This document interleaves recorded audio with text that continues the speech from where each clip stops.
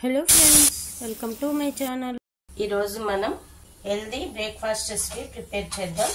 అంటే దోశ ప్రిపేర్ చేద్దాం. దాని కొరకు నేను ముందుగా 1 కప్పు పెసలను తీసుకుంటున్నా.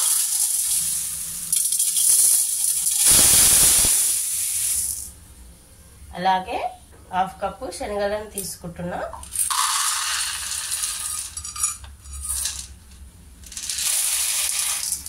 హాఫ్ కప్పు మినపప్పు తీసుకుందాం.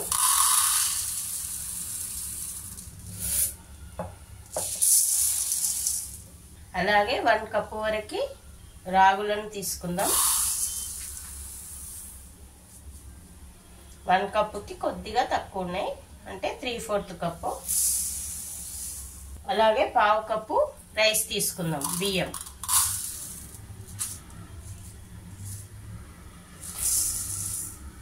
హాఫ్ టీ స్పూన్ వరకు మెంతులు తీసుకోవాలి. ఇప్పుడు వీటన్నింటినీ ఒకసారి నీట్గా కడిగి 6 to 8 అవర్స్ నానబెట్టాలి. ఇప్పుడు వీటిని కడుగుదాం.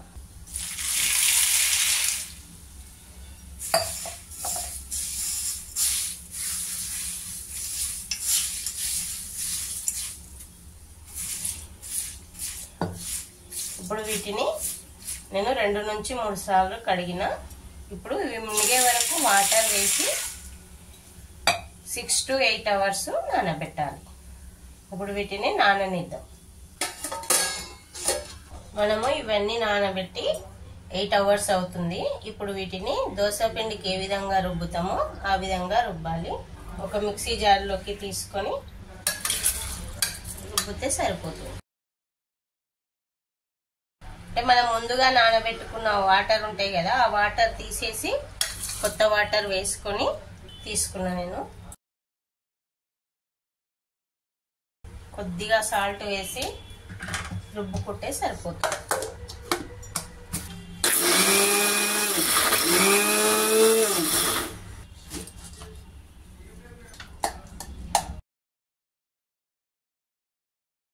ఈ కన్సిస్టెన్సీలో వస్తే సరిపోతుంది.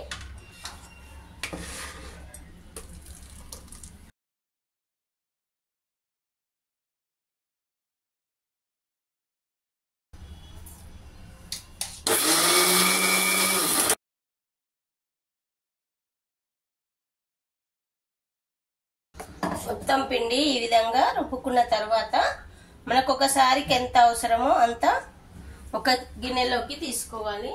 అంటే మనం ఒకసారికి ఎంత యూజ్ చేస్తామో పిండి ఒక రోజు బ్రేక్ఫాస్ట్ కి అంతా పక్కకు తీసి పెట్టాలి.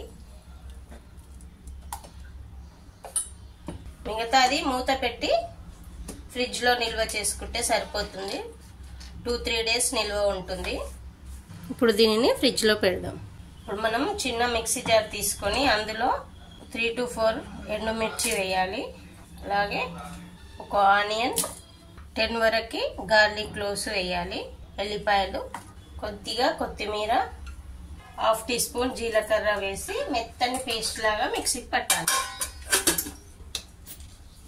ఈ విధంగా పేస్ట్ లాగా చేయాలి. చేసి మనం మిక్సీ పట్టి పెట్టినాము కదా, ఈ పిండిలో వేయాలి. అంటే మొత్తం పిండిలో కాదు, మనం సపరేట్ గా ఒక రోజుకి ఎంత కావాలో అంత పక్కకు తీసి పెట్టుకున్నాం కదా, అందులోనే వేయాలి. మొత్తం పిండిలో వేస్తే ఇందులో ఆనియన్ వేసినాం కదా, పిండి పాడయ్యే ఛాన్స్ ఉంటుంది. అంటే 2-3 డేస్ నిల్వ ఉంటుంది కదా పిండి, అందులో వేయకండి. మనం ఒక రోజుకి ఎంత కావాలో అంత సపరేట్ గా తీసుకొని అందులో వేసి, అంటే అప్పటికప్పుడు ప్రిపేర్ చేసి వేసుకోండి.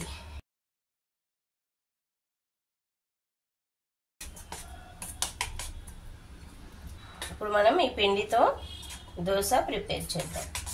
అవసరమైతే కొద్దిగా పసుపు వేసుకోండి కలర్ రావడానికి, అది మీ ఇష్టం. దోశ పిండి కన్సిస్టెన్సీ రావడానికి కొద్దిగా వాటర్ వేయండి. ఈ కన్సిస్టెన్సీలో వస్తే సరిపోతుంది. ఇప్పుడు దీనితో మనం దోశ ప్రిపేర్ చేద్దాం. ఇప్పుడు మనం ప్రిపేర్ చేసిన దోశ పిండితో దోశ వేద్దాం. ఏ విధంగా వస్తుందో చూద్దాం. అంటే మంచిగా వస్తుందా రాదో చూద్దాం. ఇంకా వేడెక్కాక కొద్దిగా ఆయిల్ వేసి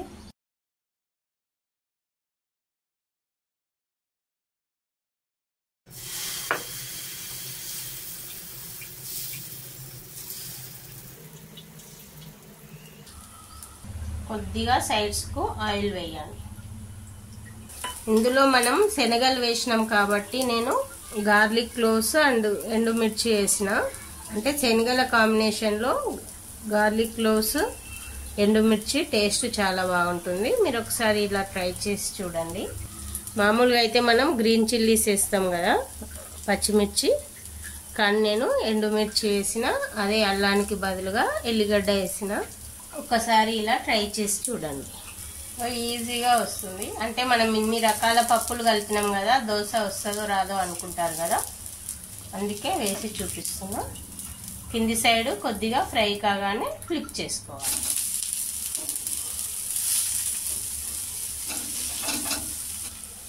కింది సైడ్ కూడా కొద్దిగా ఫ్రై కాగానే తీసి సర్వింగ్ ప్లేట్లోకి వేసుకుంటే సరిపోతుంది.